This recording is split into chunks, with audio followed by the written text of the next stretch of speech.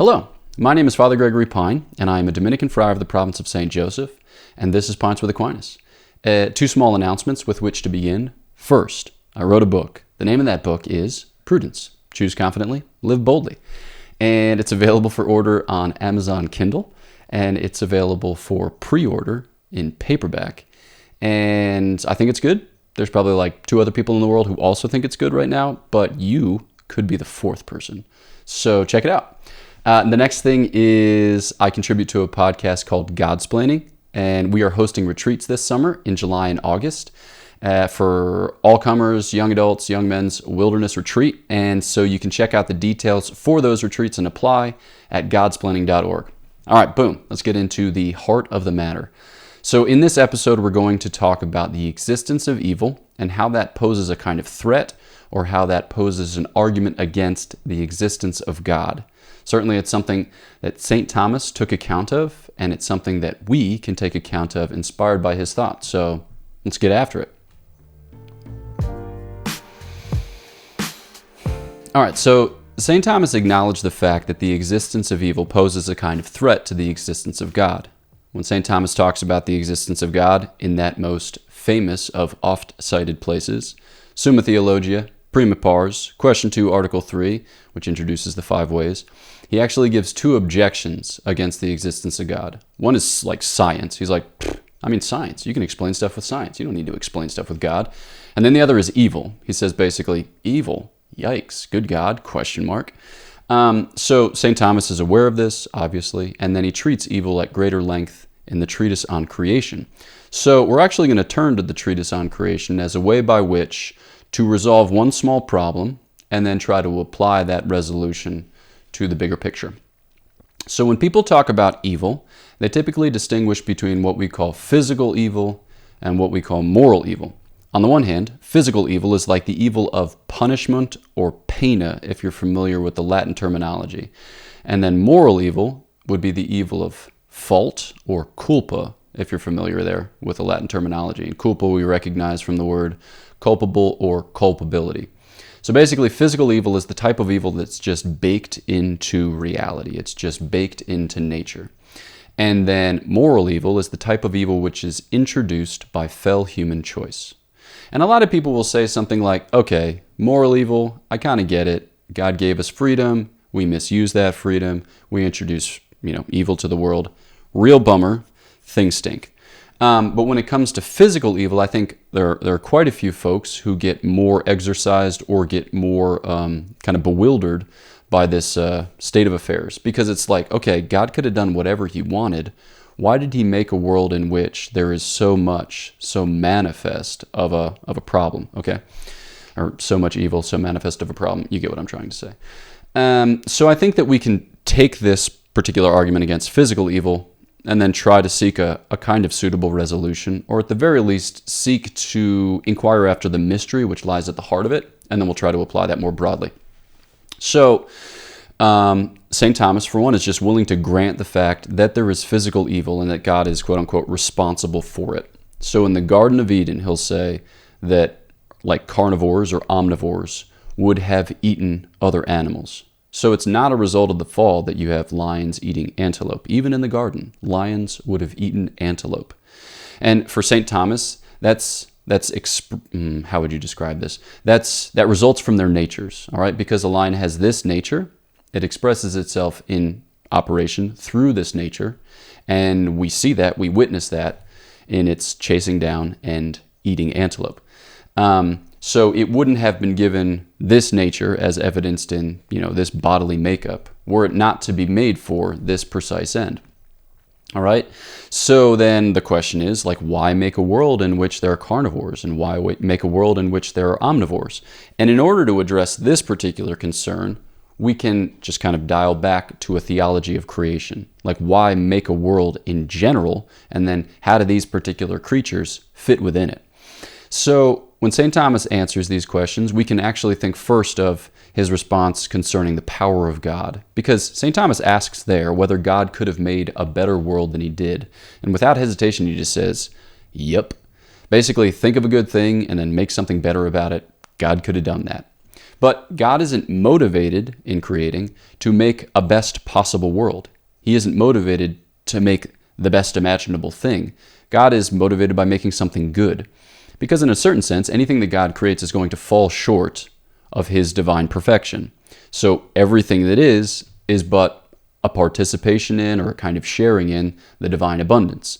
So he is the divine sufficiency. We are the created kind of insufficiency, to speak in somewhat 17th century kind of pietistic terms. But when we consider it from that vantage, it means that what we have on our hands here isn't a matter of optimizing or maximizing. It's just a matter of manifesting and communicating.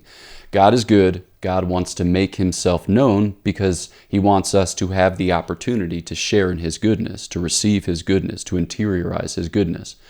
So then at the heart of creation is this kind of movement of self-diffusive goodness which returns to God in praise, in the fulfillment of nature, however you want to put it. So then when we think about like why this world, right? Well, it's because it's good. All right? It's because there's something about it that's good. It's because it evinces a kind of goodness. And you might ask, well, like, couldn't God have done better? The answer to that is yes. Well, you might ask further, like, but doesn't this seem especially, savage? Doesn't this seem especially barbaric?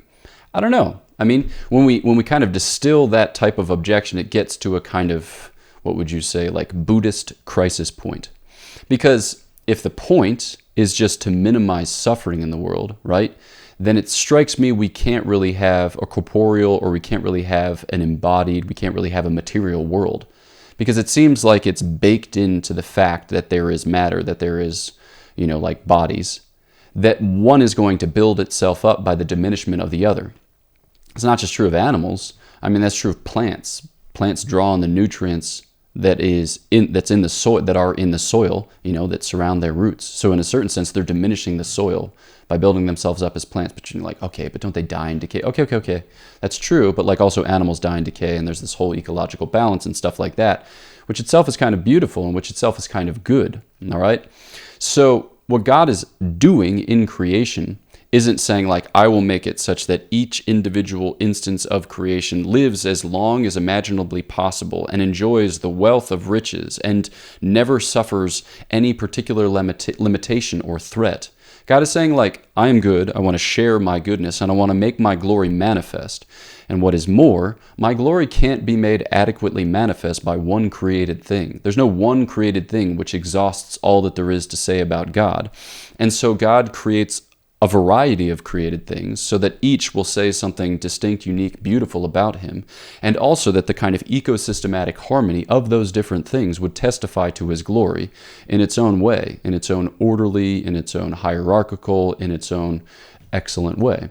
And so when God creates, God is making himself known. All right? He's not making himself known as a killer of antelopes, but he's making himself known as the giver of diverse natures, which diverse natures evince different divine perfections, so that by the consideration of these things and of their ecosystematic harmony, we can eventually, after much struggle with the admixture of many errors, we can rise to the knowledge of God himself, because it's all a kind of invitation, as it were. It's all a kind of revelation of his interior nature, of his divine life, so that we can return to it. So yes, you can lodge the Buddhist claim and say, wouldn't it be better that God minimized suffering? Perhaps, but perhaps not.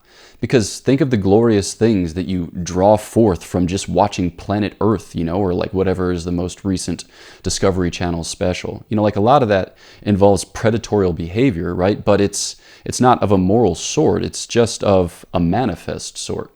So I think that when we try to answer this particular objection, when we try to answer this particular claim, it gives us an insight into the whole problem of evil.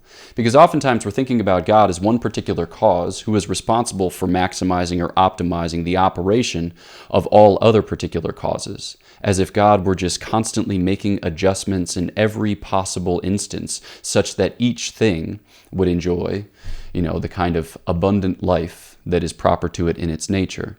But while God is provident, right, and while all individual causes are subject to his care, it's not as if he's in there tinkering. Rather, he's giving them to be, he's giving them to act, and he's making it such that all of their being and all of their acting, which he also conserves in being, right, redounds to a kind of orderly harmony and ultimately to his praise and a manifestation of his goodness. So we can't get lost in the details, right? We can't lose sight of the forest for the trees, and expect of God or demand of God a kind of causality which is not proper to him. So in this argument, I'm somewhat indebted to Herbert McCabe, who wrote his STL thesis on this question, which is called God and Evil in the Thought of St. Thomas Aquinas, which I would recommend.